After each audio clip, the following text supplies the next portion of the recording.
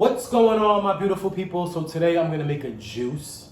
I like to juice if I can every day. Sometimes it's a little challenging because it is a bit time consuming, but the benefits are amazing. So I always try to get a juice in at least either first thing in the morning or when I get done with my day and I have some time. I can actually juice.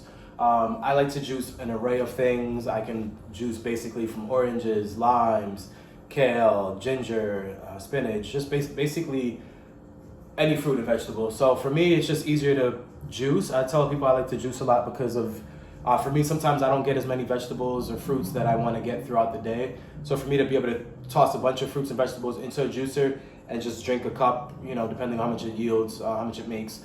But like I said, for me, I'm just going vegan for you guys that don't know. So a lot of the times I'm like still trying to figure out what fruits and vegetables I actually like. But for me to juice is a lot easier I can stomach a juice as opposed to eating. So for me, I rather juice just to get like a wide variety of fruits and vegetables in that I normally wouldn't eat. For instance, like beets. Like I'm not really a fan of beets, but if I juice beets, I can drink it. So for me, it's just easier. So I always tell people, sometimes blending is a lot easier if you're not one for like fruits and vegetables. So for me right now, I got a couple of things just left over that I want to juice before they spoil. So I got a bell pepper, I got some pineapple, cantaloupe, some ginger, some raw ginger, and a lime. So for me, like I said, what I try to do sometimes, even I'll just make one concoction, whatever it might be, and I'll make a lot of it. And my juice is pretty good. I have an Omega. It's called Omega 8006. It's a little bit older. I got it maybe about 4 or 5 years ago, but it's still holding up. It's very easy to clean. That's the biggest thing I hear people with juicing is like the cleaning part, which can be time consuming depending on what juicer you do have. I've referred a lot of people to the juicer that I own. There's a newer model out and everyone's like, yo, this juicer is amazing. It's an easy cleanup. So that's like a big thing is the cleanup. And I'm sure a lot of people.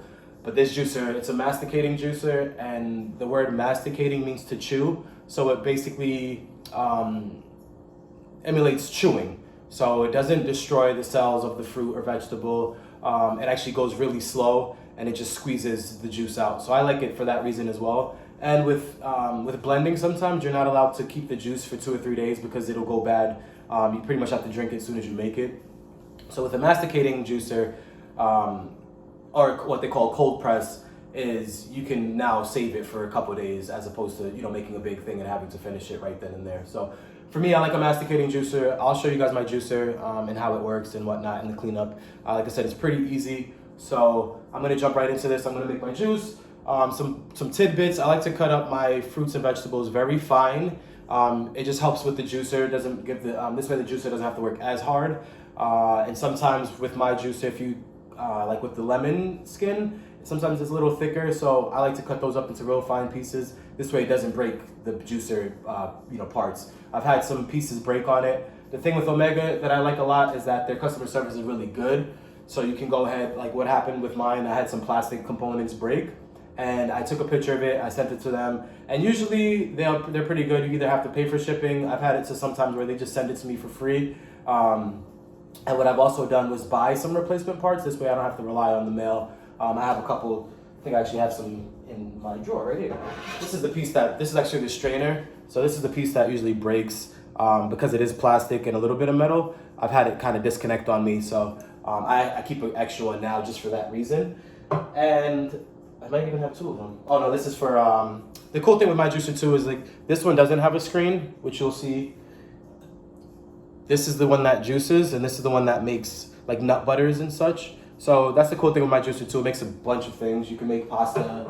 I've made hummus with it. You can make peanut butter or any butter for that matter. So it has definitely a lot of features to it. So I'm gonna go ahead and start juicing, and I'll let you guys know. I'll show you how I like to chop up my fruits and vegetables. Like I said, I like to do it really small. It helps not give the juicer so much work to do.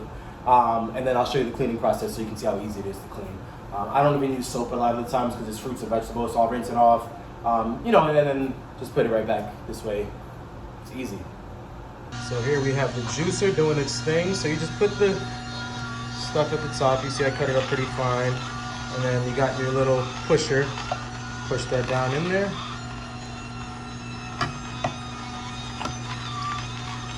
Mix the juice there, and then the remnants goes there. So what I like to do, my juice is a little old, so it gets kind of clogged up. I gotta kind of go a little slow, like I said. But when it was new, it didn't do this. But I work with it because I don't need to get a new juicer just yet. But like this will eventually clean out and it'll all push through here. And you'll see it. And I usually put this stuff in my plants, or I'll put it in the grass just to kind of recycle. And another reason I like juicing as well is because you can juice the skin of a lot of these fruits and vegetables, and the skin usually has a lot of nutrients in it. Definitely just research certain things that you want to juice, because like apples, you don't want to juice the seeds because it has, I think, niacin or some toxic chemical. So just be careful on juicing certain seeds. I was just about to cut up this pineapple, and I remember pineapple skin has a lot of nutrients in it. So definitely don't be afraid to juice the skin. Like I said, just make sure it's pretty fine. This way it doesn't damage the juicer, and you'll have no issues there.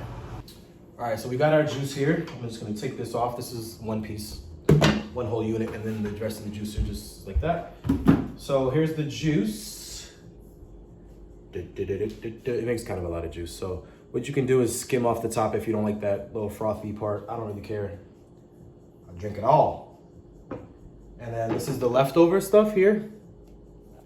So I've seen people put this in stews. I've seen them, depending I guess on what you're juicing, you can either, I like to put in my plants just because I feel like it's nutrients for the plants. So I put in my plants, I'll sprinkle it in there. I've had people put it in stew. I've had people make tea out of it. I've heard people drying it and eating it as like a patty or like a cake kind of deal. I guess the options are endless. Don't just throw it in the garbage though. I definitely put it in the grass if anything. Might as well nourish the grass. So now I'm gonna show you guys how I clean this thing, which is pretty simple. Let's just get this down here so you can see the sink. All right, so it's pretty simple. You got this part here, which is the part used to stuff the fruits and stuff in there. You got the top of it where you put the little tray, and then you just turn this, comes off like that, and then you just push this. This is this piece, and the rest of it's here. So like I said, what I like to do is I'll just rinse it off, give it some hot water. You can wash it, obviously. Like I said, it's a bunch of fruits and vegetables. I don't really care to wash it every time I use it. If I'm making anything sticky or whatever, I might do that. But I'll usually just rinse it off and just leave it out to dry. So as you can see how easy it is. I know a lot of juices. This is probably the hardest part here, is this part. But as you can see, it pretty much rinses off. The only thing, this gets a little gritty here, which is still easy because it's not, the grate isn't that fine. So as you can see, it's already pretty much clean there. And then this part, where the grater is a little harder. So sometimes I'll take a toothbrush, I'll take my sponge here, and I'll just go inside of it like that, and then wrap it in inside and out, and kind of just go around a few times. And then you can see inside there that it's what's left in there. There's a seed in there, grab that out. And then that's pretty much clean there. So not much to that. And then you got this piece here, which I usually just, I got like my method. I'll just hold it from leaking out, shake it up a little bit, let it open, and then everything pretty much comes out.